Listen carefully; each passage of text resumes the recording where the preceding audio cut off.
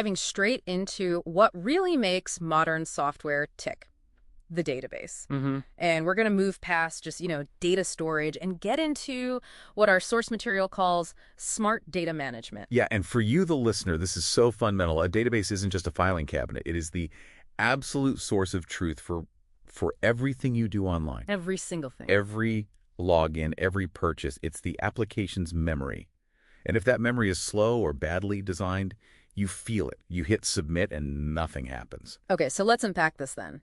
If the database is the brain, how does the application software even, talk to it? I know it's not just opening a file. No, it relies on a middleman. The database management system, or DBMS. Like PostgreSQL or MongoDB. Exactly. Yeah. The software sends a query to the DBMS, and that system does all the heavy lifting. It manages transactions, security, data consistency, all the critical stuff. Which brings us to a huge fork in the road, right? The Yeah. query types. SQL versus NoSQL. That's the classic structured approach. Tables, rows, columns, very rigid. And that rigidity is a feature, not a bug. SQL databases are built for absolute consistency. Think about banking systems or medical records. You just can't have errors. Sure. NoSQL, on the other hand, is the trade-off. It uses these flexible JSON-like structures that give up some of that strict consistency for, well, incredible speed and scale. But if you trade consistency for scale, what's the worst case scenario there? How messy can the data get in, say, a real-time chat app? Oh, the risk is high variability. One user record might have 3 fields, the next could have 10. Now, that's great for a fast-moving startup because you can just add new features without changing everything. It's down the line. Down the line, it can become a mess to query if you're not careful. The application's needs really have to dictate the data model from day one. So that battle between speed and structure brings us right to the source's next point. A badly designed database, SQL or NoSQL, will absolutely kill your performance. Performance is a design function. And developers really have 2 main tools here. The first is normalization. Which is about avoiding duplication, right? Exactly. Right. It's about structuring data so you don't have the same information repeated all over the place.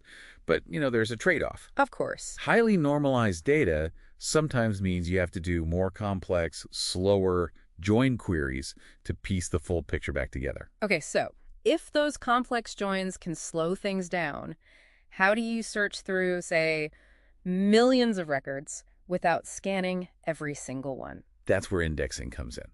And it is transformative. Right. Think of it like the index in the back of a textbook. You don't read the whole book to find one term. You just look it up. You just look it up. And the difference is staggering. A query on a 10 million row table might take 10 seconds without an index. With a proper index, that can drop to 10 milliseconds. Wow. That's the difference between a working app and a dead one.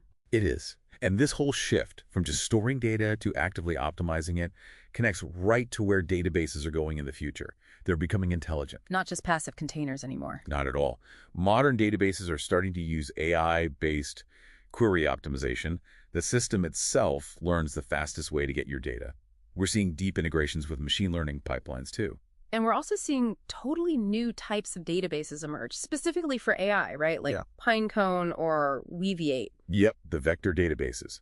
They're built for one reason, to efficiently handle the massive high-dimensional data sets that power things like large language models. So at the end of the day, really understanding this foundation gives you just superior system design skills. It's indispensable. It truly is. Whether you're building a scalable product or getting into data science, this is the ground floor. Okay. And before we wrap up, we have to touch on the ultimate gatekeeper. Security. Non-negotiable. Because the gravity of the developer's role here, especially in preventing attacks like SQL injection, it can't be overstated. It can't. A single preventable breach can destroy user trust and your brand's reputation overnight. The responsibility is on the developer to secure the system by design. So as you move forward with these concepts, here's something to think about. If AI is becoming the new application layer and it relies on these new specialized vector databases, what new kinds of security challenges is that era going to introduce?